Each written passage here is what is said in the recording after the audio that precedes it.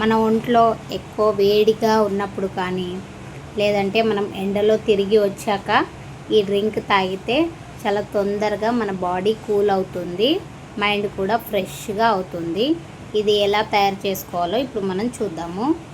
ముందుగా ఒక గిన్నె తీసుకొని దాంట్లోకి గోంద్ కత్రన్ అని మార్కెట్లో దొరుకుతూ ఉంటుంది.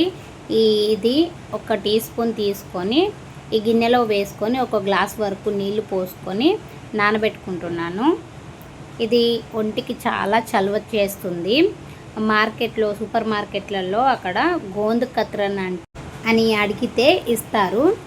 గోంద్ వేరు, గోంద్ కత్రన్ వేరు. ఇది 6-7 గంటలు నానబెట్టిన తర్వాత చూడండి ఇలా ఉంది. ఈ గిన్నెలో మీకు సరిగా కనబడట్లేదు అనుకుంటా, నేను ఇంకొక గిన్నెలో వేసి చూపిస్తున్నాను. చూడండి, మనము ఐస్ చిన్న చిన్న ముక్కలుగా చేసుకుంటే ఎలా అయితే ఉంటుందో ఈ గోంద్ కత్రను నానిన తర్వాత కొంచెం జెల్లీగా ఐస్ ముక్కల్లాగా కనిపిస్తుంది.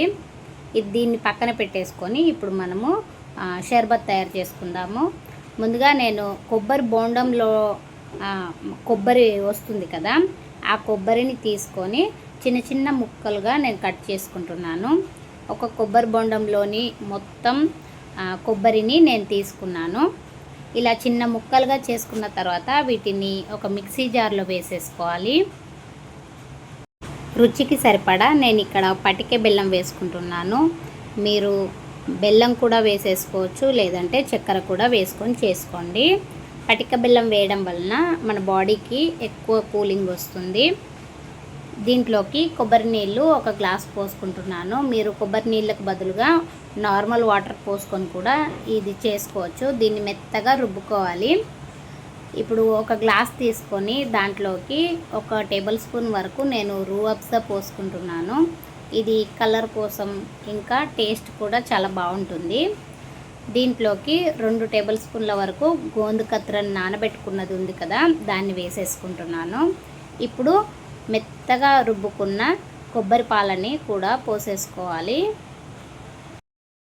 పైనుండి కొన్ని బాదం ముక్కలు వేసేసుకొని దీన్నంతా ఒకసారి బాగా కలుపుకోవాలి. ఇది కలుపుకుంటే మనకు పింక్ కలర్లోకి వస్తుంది. అలాగే ఈ రూఅబ్జా ఫ్లేవర్ అంతా ఈ కొబ్బరి పాలకి బాగా పట్టేసుకొని మనం తాగేటప్పుడు పింక్ కలర్లో మంచి ఫ్లేవర్తో చాలా బాగుంటుంది. మనము ఈ షర్బత్ తాగుతూ ఉంటే మధ్య మధ్యలో ఆ గోంద్ కత్రను నోట్లో తగులుతూ ఉంటే చాలా ఫ్రెష్గా అనిపిస్తుంది. తాగడానికి కూడా చాలా బాగుంటుంది. టేస్ట్ కూడా సూపర్గా ఉంటుంది. పిల్లలైతే ఇష్టంగా తాగుతారు. ఈసారి ఈ డ్రింక్ను మీరు ఖచ్చితంగా ట్రై చేసి చూడండి. Thanks for watching video.